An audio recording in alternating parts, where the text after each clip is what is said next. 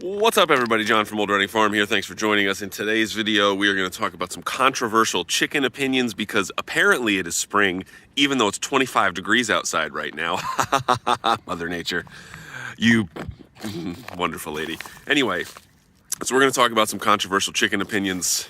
And before we do that, I just wanted to give you guys a quick update about what's going on the farm. So here we go.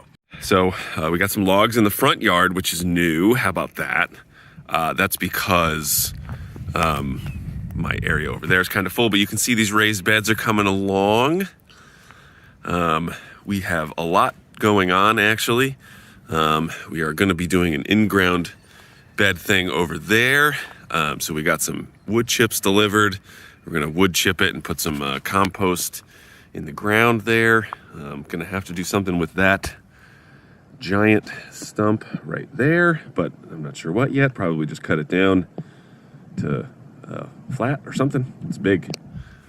And yeah, so we're doing stuff over here. This is all coming along pretty nicely. We got started our fence. Got a lot of projects that are currently in progress and not making a ton of effort. Not effort, but not making a ton of progress on them because we just have a lot going on. Man, it is so cold. I'm freezing because I was out carving all day yesterday. So like all of my jacket is all soaking wet. So, but I think it's going to be warm today, so that's good. And I think I'll start a fire, so that should be good too. So we got some new alpacas, and you can see in our last video who they were. But I think this is fake Petal right here. We got fake Brownie over there, but everybody's getting along very nicely. It's a good thing about girl alpacas. They generally get along pretty well. So I also revamped our old big hay feeder over there. Did some serious, if you remember, and maybe we can insert a clip. That thing was falling apart, but did some big fixes on it, so hopefully it should be strong from now on. Anyway, got so much rain yesterday. I had to sort of dig a trench right to there and going that way for all the water to sort of dissipate. I mean, that whole thing was flooded. So was this all over here. And, you know, it had been worse previously, but I brought in more wood chips over here. So I think what I'm going to need to do is actually grade it so that it goes, you know, sort of up there almost and then cascades down so that more water drains that way. But then also have it go down this way to this little area over here and then down over here so that it drains into that. Because having standing water here is a pain in the butt. Also, now my toes wet. So there's a couple more updates over here. We have two new boys. This Appaloosa polka dot fella right here. And Shaggy right here. His name's not Shaggy, but he's a Surrey fella, and he needs a little haircut. So these guys all need names. But anyway, I did a reel on Instagram where I ranked the boys' looks, and I got roasted for it by basically everybody. So, but anyway, all right. So here's my controversial opinion, and this is really sort of just born out of nothing. Except that I'm going to start offering some like chicken consulting for people in Connecticut. That's my hope anyway. Not that I have a whole bunch of time for it, but we'll see if it's worthwhile. I see a lot of the same questions online, and they're pretty simple answers, but I think, you know, a lot of people would find it useful to get specific answers to questions that they have from somebody who's in their area. Because what I'm going to say, thank you, is really just related to people who are in my climate or similar. So I'm in Connecticut zone 6B, I think it is. And, you know, really the coldest it gets for any stretch of time is, you know, 10 to 15 degrees Fahrenheit above zero. It very rarely dips lower than that, and it's never really sustained that cold. So that's basically what I'm going to sort of talk about here is cold. One of the questions that I see asked a lot is, should I put a heater in my coop? And so again, for our climate, which is in Connecticut, United States of America, I don't know that I'm going to be able to do this down here, but so Connecticut, so northeastern United States, we have 4 seasons. We do have winter, we do get snow, but I do think that, controversial opinion time, people go way too crazy when it comes to winterizing their coops. Now, sure, you could insulate your coop if you really want to. And there are places, like if you're going to have chickens in Alaska, hell yeah, you should insulate your coop. But if you're in somewhere like Connecticut or somewhere similar to that, I don't believe you should. Because not only will it keep it, it'll keep it warmer in the winter, sure. It'll also keep it warmer in the summer. When so like here, when it's 85 degrees outside and you have an insulated coop, your coop is going to be 125 degrees in there. So that's too much. So what you want to do when it comes to chickens is you want to make sure that it is draft free, but that you have a vent. So a draft would be like spaces in the outside where air can get into your coop in a non-ideal situation.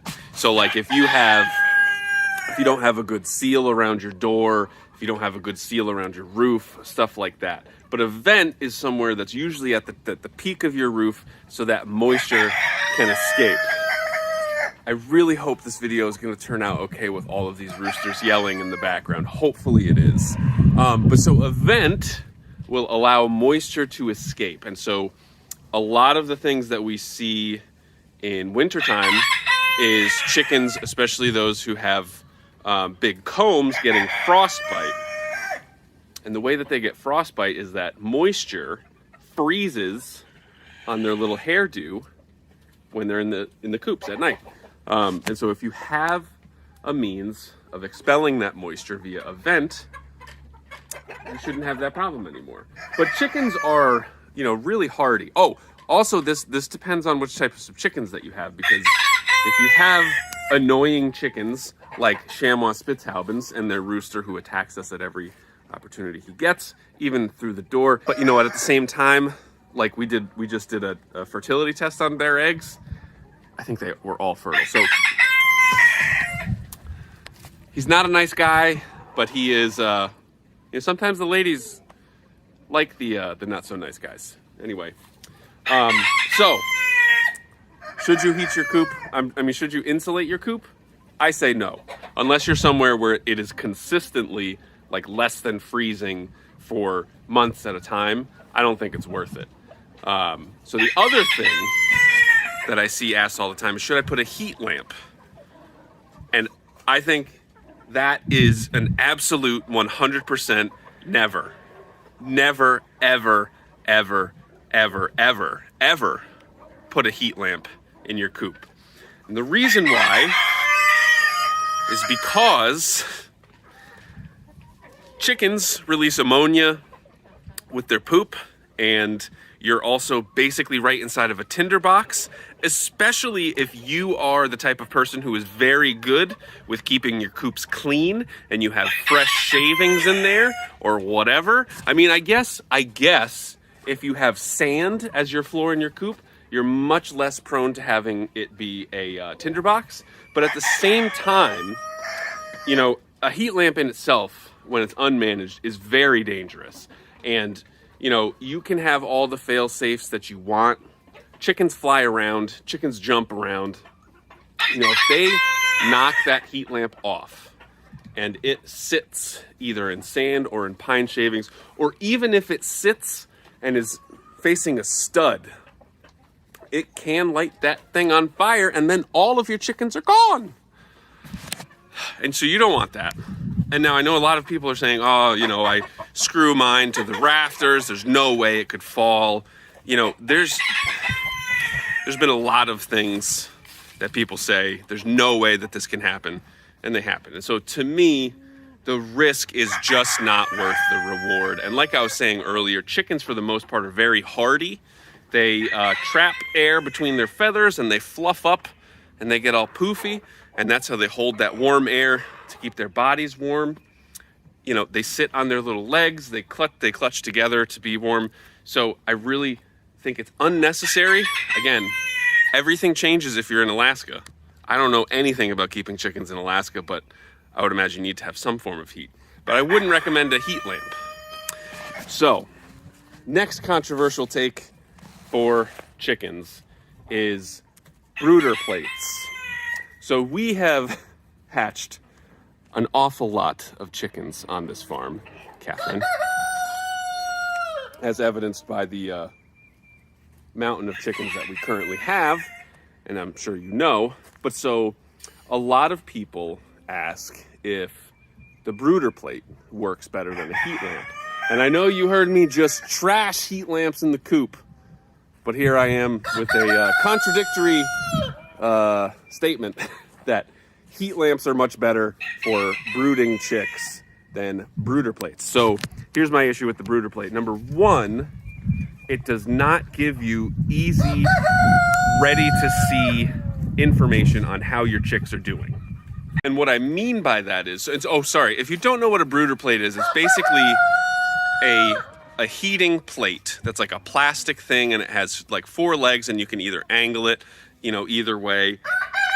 And it provides like sort of a passive, lower temperature means of heating. Because when chicks are just born, they need to be at almost 100 degrees in order to keep them alive because they're so small. And so 99.5 degrees. And so when they're born, 99.5 degrees is what you want, you know, basically the ambient temperature to be. And then you take a degree off for every week after that. So week 2, 98.5, or maybe it's 5 degrees per week. I don't really remember. It's been so long. But so the brooder plate, to me, and like we've tried it multiple times, and the problem that we always run into is that you don't get an easy read on how your chicks are doing because they're all huddled under the brooder plate all the time. Because the brooder plate does not increase the ambient temperature of the atmosphere. It only generates heat when they are right under it, practically touching it, or actually touching it. I don't really know. But anyway, so the brooder plates. So it doesn't increase the ambient temperature anywhere other than right under the brooder plate. So what I found is if your, household ambient temperature is less than ideal, they are all gonna huddle under there no matter what. And so there's not gonna be a good, easy read on how your chicks are doing. Because when you have a heat lamp on the chicks, again, in a controlled environment,